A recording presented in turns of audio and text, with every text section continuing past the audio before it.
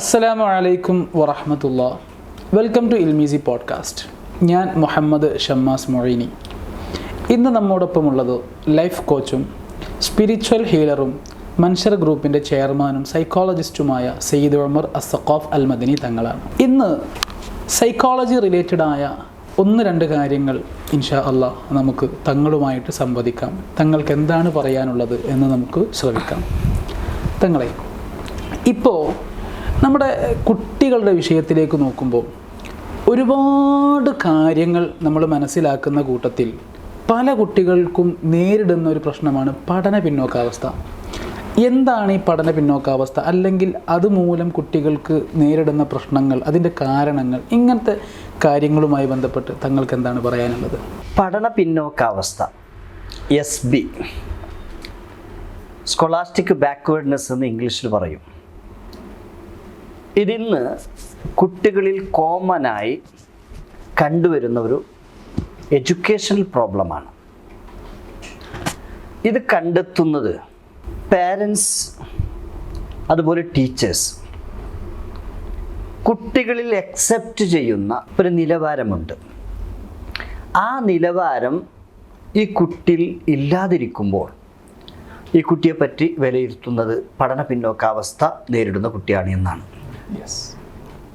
ഇതിനെ മറ്റൊരു നിലക്ക് പറയുകയാണെങ്കിൽ, ഒന്നിലധികം എക്സാമിനേഷൻ, ഒന്നിലധികം സബ്ജക്റ്റുകളിൽ 33% കുറവ് ആണ് മാർക്ക് എടുക്കുന്നത്.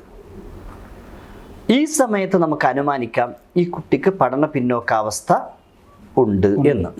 പഠനം പറയുന്നത് 30% കുട്ടികൾ, അത് സ്കൂളിലാകട്ടെ മദ്രസിലാകട്ടെ നമ്മുടെ വീട്ടിലാകട്ടെ, 30% കുട്ടികൾ പഠന പിന്നോക്കാവസ്ഥ, മറ്റൊരു നിലക്ക് പറയുകയാണെങ്കിൽ ലേണിംഗ് ഡിസബിലിറ്റി എന്ന് പറയും. ഈ നിലക്ക് ലേണിംഗ് ഡിസബിലിറ്റി നേരിടുന്ന കുട്ടികളാണ്. ഇതിൽ മറ്റൊരു പഠനം പറയുന്ന മറ്റൊരു ഖേദകരമായ വസ്തുത എന്താണെന്ന് വെച്ചാൽ, ഇത്തരം ലേണിംഗ് ഡിസബിലിറ്റി ഉള്ള കുട്ടികളെ സഹായിക്കാൻ കഴിയാത്തവരാണ്, ട്രെയിൻഡ് അല്ലാത്തവരാണ്.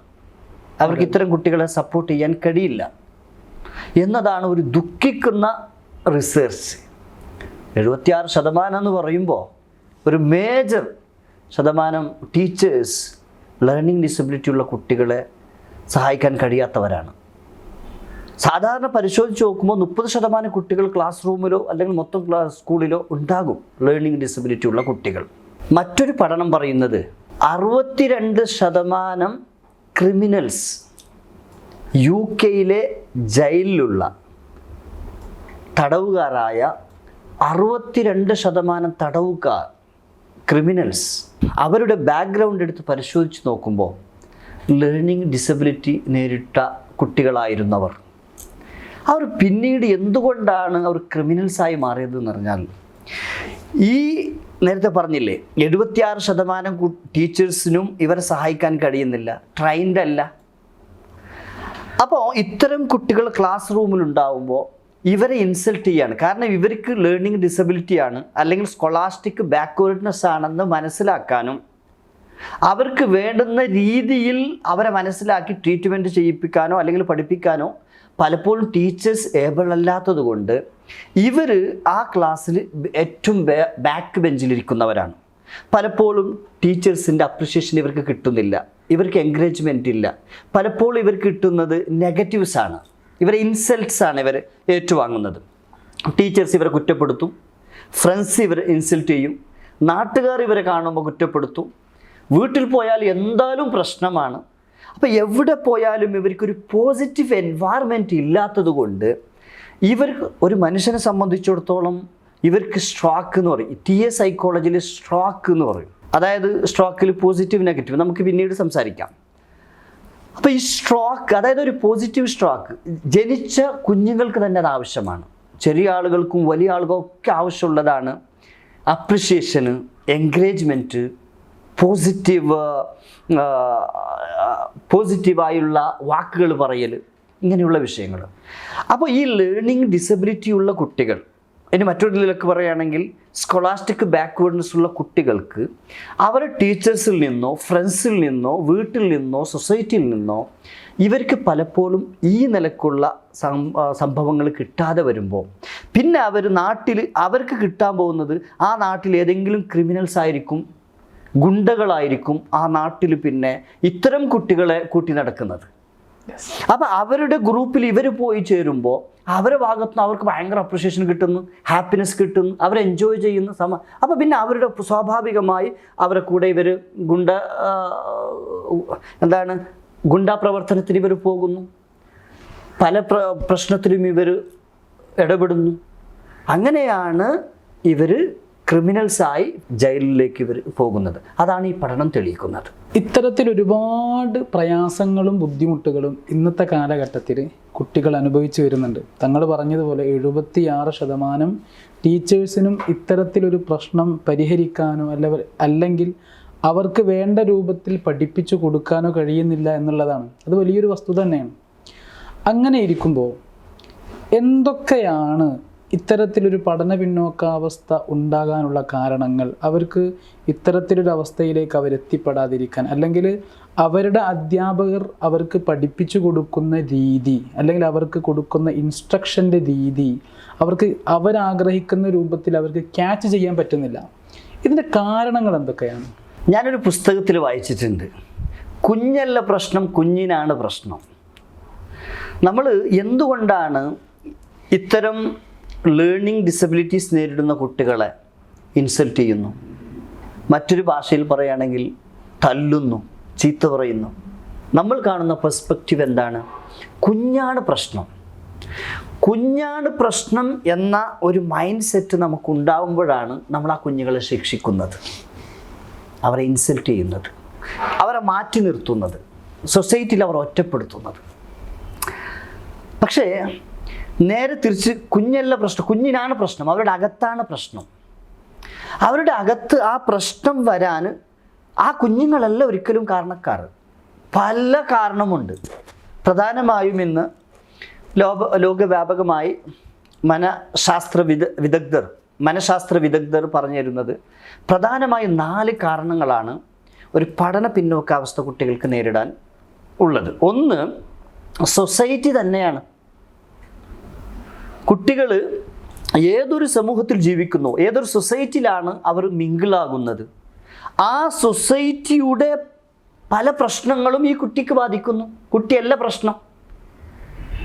ആ സൊസൈറ്റിയിൽ അവർ വളരുന്നത് കൊണ്ട് ആ സൊസൈറ്റിയിൽ എന്തെല്ലാം പ്രശ്നമാണോ അത് നമുക്ക് മറ്റൊരു പ്രാവശ്യം സംസാരിക്കാനുണ്ട്. സൊസൈറ്റിയിൽ എന്തൊക്കെയാണ് കാരണങ്ങൾ എന്ന് പറയാൻ നമുക്ക് ചർച്ച ചെയ്യാം. അപ്പം ഞാൻ പറയുന്നത് ആ സൊസൈറ്റിയിൽ ബാധിക്കുന്ന കാര്യങ്ങൾ കുട്ടിയെ ബാധിക്കുന്നു. അപ്പോൾ കുട്ടിയല്ല പ്രശ്നം, കുട്ടിക്കാണ് പ്രശ്നം. അതൊരു വിഷയമാണ്. സൊസൈറ്റിയാണ് ഒരു വിഷയം. മറ്റൊന്ന് നമ്മൾ നോക്കുമ്പോൾ ഫാമിലിയാണ്. അവരെ പോറ്റി വളർത്തുന്ന രക്ഷിതാക്കളാണ് ഒരു കുഞ്ഞ് ലേണിംഗ് ഡിസബിലിറ്റി നേരിടുകയാണെങ്കിൽ അതിന് കാരണം പാരൻറ്റിങ്. ഒന്നിരിക്കലും അവരുടെ പാരൻറ്റിങ് ശൈലിയായിരിക്കാം, ഒന്നിരിക്കലും അവരുടെ പാരൻറ്റിങ് സ്റ്റൈൽസ് ആയിരിക്കാം. എന്നും ആവട്ടെ, ആ വീട്ടിലെ എൻവയറമെൻറ്റ്, അവിടുന്ന് കിട്ടുന്ന അവരെ സബ് കോൺഷ്യസ് മൈൻഡിൽ കയറി കൂടുന്ന പ്രശ്നങ്ങൾ, ഇതെല്ലാം കുട്ടിയെ പഠന പിന്നോക്കാവസ്ഥയിലേക്ക് തള്ളുന്നു. ഇവിടെ നമ്മൾ നോക്കുമ്പോൾ കുട്ടിയല്ല പ്രശ്നം. ഈ കുട്ടിക്ക് വീട്ടിലെ അന്തരീക്ഷം, വീട്ടിലെ അവരുടെ പെരുമാറ്റം, മറ്റുള്ള ഒരുപാട് വിഷയങ്ങൾ വരുന്നുണ്ട് കേട്ടോ വീടുമായി സംബന്ധിച്ച്. അപ്പോൾ ഇതെല്ലാം പഠന പിന്നോക്കാവസ്ഥക്ക് ഒരു കാരണമാണ്. പിന്നെ മറ്റൊന്ന് നോക്കുകയാണെങ്കിൽ സ്കൂള്. നമ്മൾ സ്കൂളുകളിലേക്ക് എന്തിനാണ് കുട്ടികളെ അയക്കുന്നത്? മദ്രസകളിലേക്ക് എന്തിനാണ് അയക്കുന്നത്?